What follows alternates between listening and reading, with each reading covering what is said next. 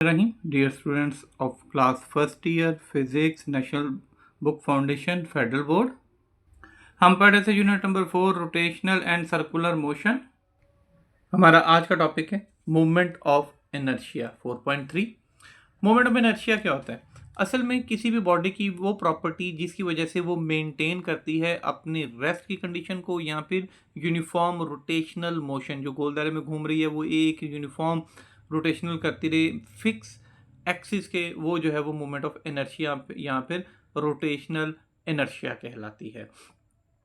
The movement of, यहाँ से पढ़ते हैं, the property of a body by which it maintains its state of rest और uniform rotational motion, जिसकी वजह से वो अपनी रेस्ट की या फिर यूनिफॉर्म रोटेशनल घूमने वाली जो मोशन है उसको फिक्स्ड पोजीशन, किसी एक फिक्स के पोजीशन के दरमियान, ऐसे फॉर एग्जांपल यहाँ पे है, ठीक है, फिक्स पोजीशन पे यूँ यहाँ पे रख देते हैं और ऐसे गोल दायरे में जैसे वो घूमना शुरू कर देगी तो वो जो है उसको मेंटेन करती है। अच्छा, अब जितनी ज़्यादा बड़ी बॉडीज़ होंगी, जितना उसका मैस ज़्यादा होगा, उसका इनर्शिया भी उतना ही ज़्यादा होगा। मतलब कि उनको जो है वो एक्सेलरेट करना भी जो है उतना ही ज़्यादा मुश्किल हो जाता है। उसके लिए फिर हमें फोर्सेस वगैरह इनर्शिया के लिए वो ज़्यादा लगानी पड़ती हैं। सो जो मोमेंट ऑफ इनर्शिया आई है वो बराबर होता है एम आर का square. M stand for mass and R stand for radius. अब वो कहते हैं if the rigid body we if the rigid body is rigid, we divide the whole body into a large number of small portions। कि अगर कोई body जो है वो रिजिड बॉडी है और हम उसको छोटे छोटे कई पॉइंट्स में देखें, यहाँ पे यहाँ पे यहाँ पे यहाँ पे बहुत ज़्यादा सारे छोटे छोटे पॉइंट्स में डिवाइड कर देते हैं, having message M1 M2 M3 वगैरह, और Mn तक चली जाती है। और रेडियस भी इसके देखें, पहले एक बार R1 आ गया, R2 आ गया, R3 R4 R5 Rn तक चला गया जी हमारे पास। Axis of rotation and shown the figure. तो फिर ऐसी सूरत में मोमेंट ऑफ इनर्शिया आई किसके इक्वल हो जाएगा? ये हो जाएगा summation of I is equal to N, I1 से लेकर M1 R1 का स्केयर। अब लेट्स सपोज कि आपके पास कोई भी इरेगुलर शेप की बॉडी है, कोई भी इरेगुलर शेप है, आपने इसको जो है वो डिफरेंट, इसके मैथ को डिफरेंट पोर्शंस में डिवाइड कर दिया। एक बार आपने यहाँ से जो है वो ले लिया, जिसको जो है वो आपने M1 कह दिया, ये सेंटर है, यहाँ तक जो फासला हो जाएगा वो R1 हो जाएगा। यहाँ पे कहीं भी एक थोड़ा सा हमने ये वाला पोर्शन मैथ का ले लिया, तो ये जो है वो M2 हो गया, और ये वाला जो है वो R2 हो गया। यहाँ पे कहीं M3 ले लिया हमने, और ये जो है वो R3 हो गया। इस तरीके से हमने उसके मैसेज को और इसको छोटे छोटे जो है पोर्शन में डिवाइड कर दिया। अब जो मोमेंट ऑफ इनर्शिया था वो हमारे पास क्या था? I is equal to MR का स्केयर। अब चूंकि हमने इसको छोटे छोटे हिस्सों में, जिसमें R1 R2 और ये सारे जो है ना वो रेडियस और मैसेज छोटे छोटे पोर्शन में डिवाइड कर दिया है, तो फिर हमारे पास जो टोटल आ जाएगा I, वो किसके बराबर आ जाएगा? समेशन, सम, सबको प्लस करके I is equal to n, ठीक है, 1 से लेकर n तक, और I कहाँ से है? 1 तक, यानी कि I 1 to n तक जितने भी आ गए वो क्या आ जाएगा फिर? M1 MI RI का स्केयर, कि 1 से लेकर n तक जितने भी आ जाएंगे। अब यह है कि उस बॉडी का जो है वो शेप कैसी है। अगर तो सिलेंड्रिकल रॉड है तो ऐसी सूरत में I is equal to 1/12 ML का स्केयर, चूंकि ये लेंथ के ऊपर होगा। और अगर जो है वो सिलेंड्रिकल रॉड है, ठीक है, उसमें I किसका लगेगा? 1/3 ML का स्केयर, ठीक है। अब इसकी क्या वजह है कि ये देखें, अगर तो एक्सिस ऑफ रोटेशन जो है वो यहाँ पे है, तो मैस को इतने हिस्सों में ये देखें हमने डिवाइड कर दिया, ये उसका मैस आ गया एक तरफ, यहाँ पे हमने रखे ऐसे गोल दायरे में घुमा रहे हैं, हम उसको ऐसे गोल दायरे में घुमा रहे हैं, तो ये इसका ज़्यादा हो रहा है, ठीक है। ऐसी सूरत में 1/3 ML का स्केयर, यहाँ पे हमने बिल्कुल मिड में दरमियान में रख के घुमा रहे हैं, तो ऐसी सूरत में 1/12 ML का स्केयर होगा। और अगर इसी तरीके से इसको मिड में रखेंगे तो 1/12 MA स्केयर B स्केयर, और अगर इसको भी बिल्कुल साइड से रखेंगे तो 1/3 MA स्केयर और B स्केयर के इक्वल होगा। क्यों A स्केयर? क्यों कि एक साइड ये भी इसकी वाली A है और एक साइड ये भी A है, रेक्टेंगुलर है ना, रेक्टेंगुलर में फेसिंग साइड्स इक्वल होती हैं, A ये B है तो ये भी B होगा, तो A क्या हो जाएगा? A का स्केयर प्लस B का स्केयर हो जाएगा। इसी तरीके से अगर तो हमारे पास जो है वो सिलेंडर है, डिस्क है, तो 1/2 एम आर का स्क्वायर, और अगर हॉलो है तो फिर एम आर का स्क्वायर, और अगर ये बीच में जो है वो थोड़ा सा ये पोर्शन ऐसे, तो उसमें 1/2।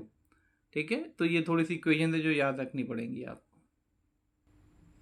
नेक्स्ट देखें एंगुलर मोमेंटम। एंगुलर मोमेंटम क्या है? The angular momentum L, angular momentum को एल से डिनोट करते हैं। Of an object is defined as, वो क्या है? The cross product of position vector R with respect to axis of rotation M of the and the linear momentum P. P और R का जो cross product होगा, multiple होगा, उसके equal होगा। सो एसआई यूनिट जो है वो एंगुलर मोमेंटम का वो क्या हो जाएगा? किलोग्राम मीटर स्क्वायर पर सेकेंड, और इसका डायमेंशन जो है वो किलोग्राम की, वो पीछे हमने डायमेंशन पढ़ी हुई है। किलोग्राम की क्या हो जाएगी? Mess M. मीटर का क्या हो जाएगा? लेंथ एल का स्क्वायर। ठीक है, पर एस है तो पर टी के इक्वल आ जाएगा। अब नेक्स्ट देखें, फॉर अ पॉइंट मैस, यानी कि एक सिंगल मैस के लिए कहते हैं consider a mass M rotating at distance of are.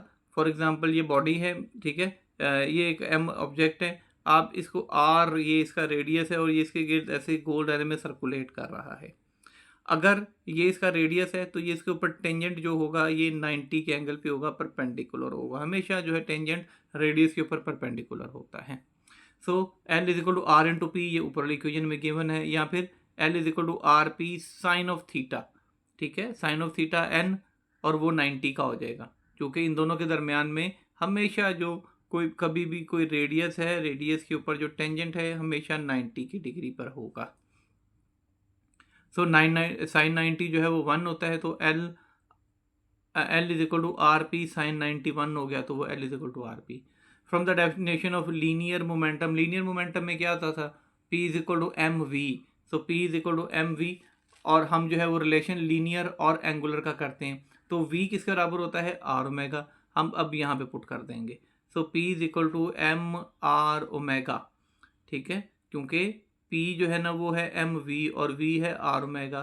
P M यही रहेगा, और V की जगह पे आर ओमेगा पुट कर दिया, तो एम आर ओमेगा हो जाएगा। सो ये जो हमारे पास वैल्यू आई है वो अब हम इसमें पुट कर देते हैं, तो L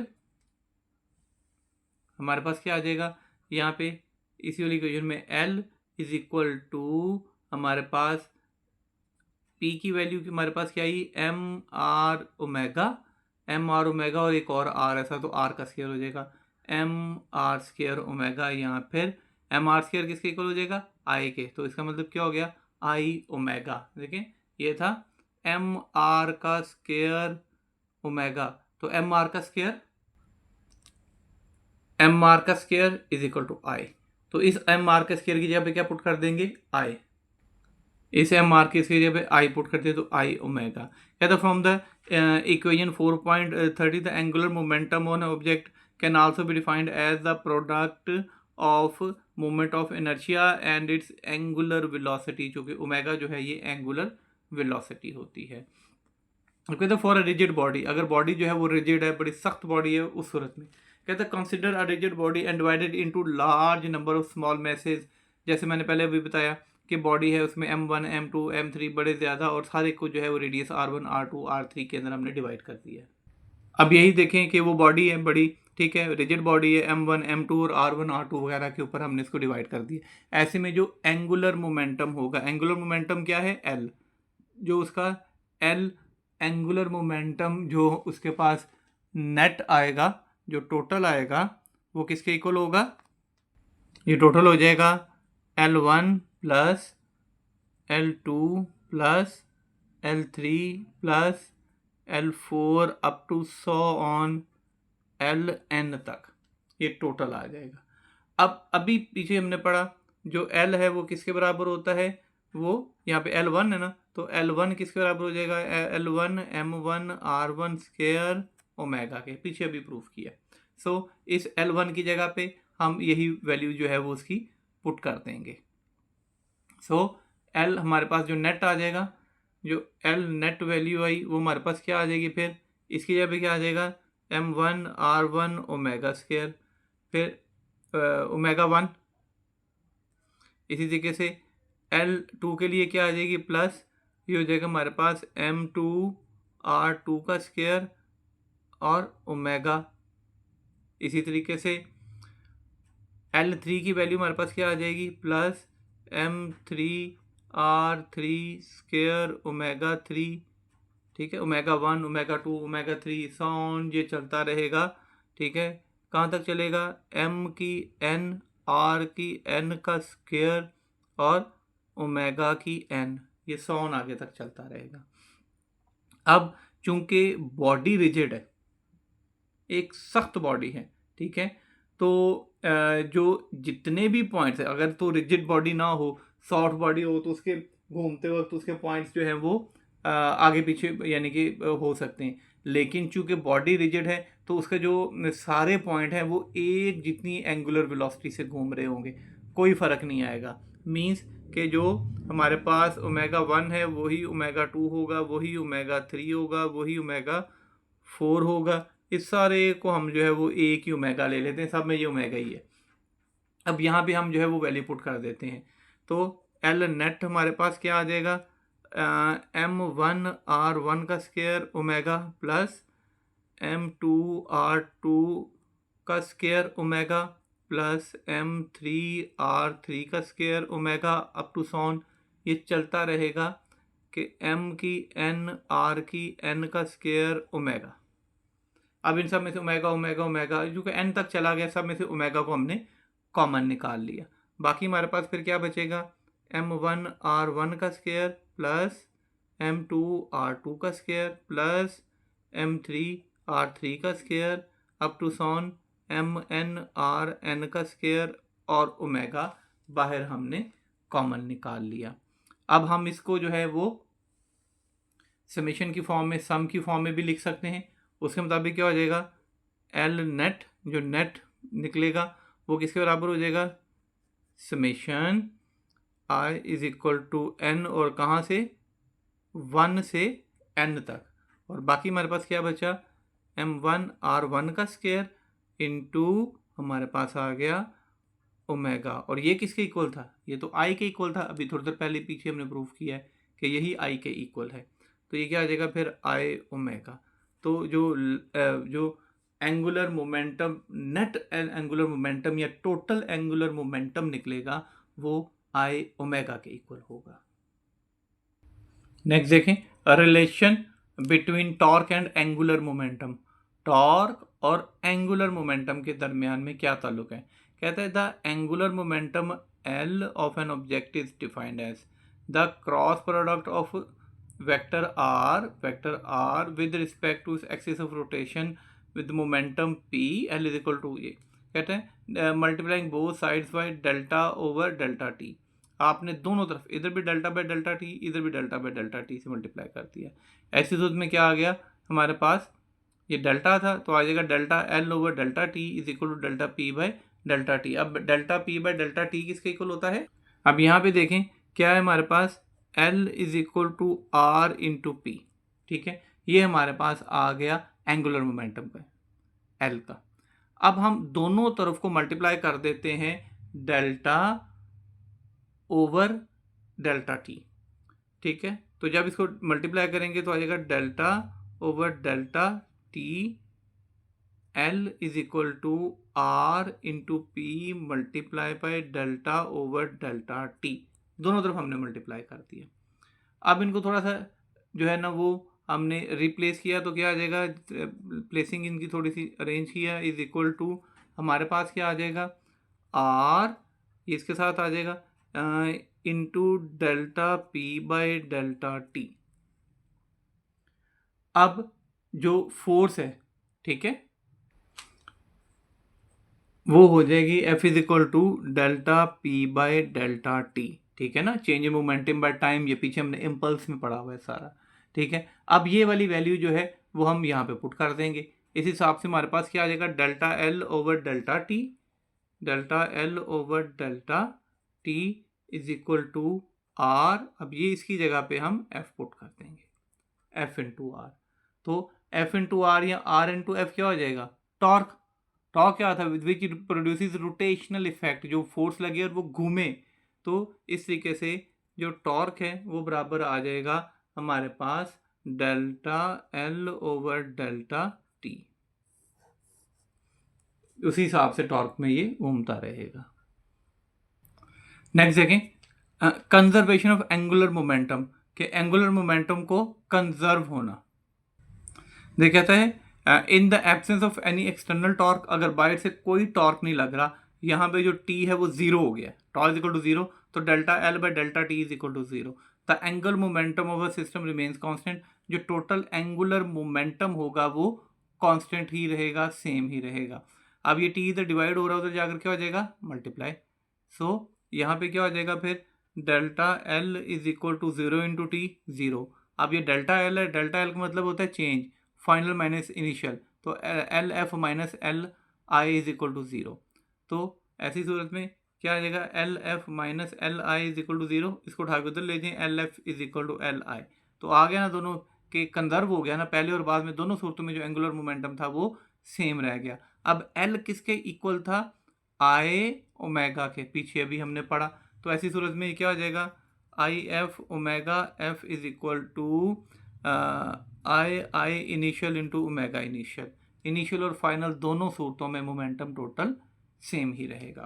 कहते हैं the first angular momentum should be equal to the angular to the initial. जो फाइनल का एंगुलर मोमेंटम है वो हमेशा जो है वो फाइनल का एंगुलर मोमेंटम के बराबर रहेगा। मिसाल के तौर पे कहते हैं a spinning ice skater is an interesting example of conservation of angular momentum when the skater's arms are extended, जब उसने अपनी बाजू जो है वो खोली होती हैं। the rotational inertia L is relatively large, ऐसे में रोटेशनल जो है ना वो लार्ज होता है, and the angular velocity omega is relatively small, ये स्मॉल होती है।